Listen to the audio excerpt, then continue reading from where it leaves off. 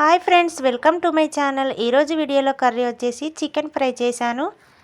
చాలా బాగుందండి టేస్ట్ అయితే. కొత్తగా వీడియో చూసేవాళ్ళు సబ్స్క్రైబ్ అండ్ లైక్ చేయండి ఫ్రెండ్స్.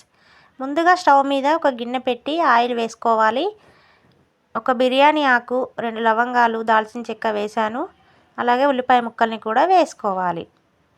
ఇలా ఉల్లిపాయ ముక్కలు ఫ్రై అయ్యాక కొద్దిగా పచ్చిమిర్చి ముక్కల్ని కూడా వేసుకోవాలి. కొద్దిగా కరివేపాకు కూడా వేసాను. కరివేపాకు వేస్తే కొంచెం టేస్ట్ ఉంటుందండి ఫ్రై వచ్చేసి, చికెన్ ఫ్రై. ఇప్పుడు ఇందులోకి అల్లం వెల్లుల్లి పేస్ట్ని కూడా వేసి కలుపుకోవాలి. ఉల్లిపాయ పచ్చిమిర్చి ఫ్రై అయ్యాక పసుపు కూడా వేసాను. ఇలా మొత్తం ఒకసారి కలుపుకోవాలి. కొద్దిగా పుదీనా కూడా వేసాను. ఇలా పుదీనా ఆకుల్ని కూడా వేసుకోవాలి. తర్వాత ముందుగానే చికెన్ని కడిగి పెట్టాను. కడిగి పెట్టిన చికెన్ని వేసి మొత్తం ఒకసారి కలుపుకోవాలి. చికెన్ అయితే ఒక 5-10 నిమిషాల పాటు స్టవ్ సిమ్లో పెట్టి ఫ్రై చేసుకోవాలి. ఇలా సింపుల్ ప్రాసెస్ అండి.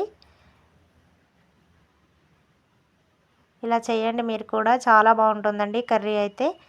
ఇలా ఒకసారి కలుపుకోవాలి. చికెన్ అయితే కొద్దిగా ఉడికింది.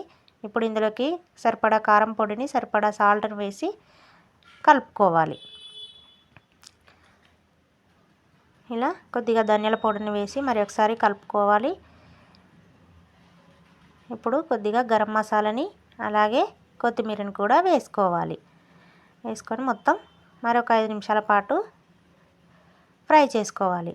అంతే అండి, ఇలా సింపుల్గా చికెన్ ఫ్రై అయితే చేశాను. ప్లీజ్ వీడియోస్ నచ్చితే సబ్స్క్రైబ్ అండ్ లైక్ చేయండి. Thanks for the watching.